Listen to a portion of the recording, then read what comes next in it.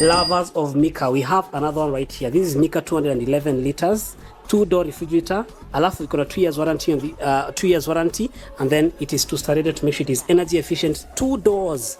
Look at this. Inside it inakaa namna hivi, iko na those 3 shelves, tempered glass shelves. Alafu pia inaweza kuwa adjusted into different levels like that, and then pia unaweza regulate temperatures hapa hivi kwa fridge ikwe baridi kabisa ama ikwe baridi kiasi, sio? Alafu pia kwa mlango wa fridge iko na 1 2 3 shelves kwa mlango.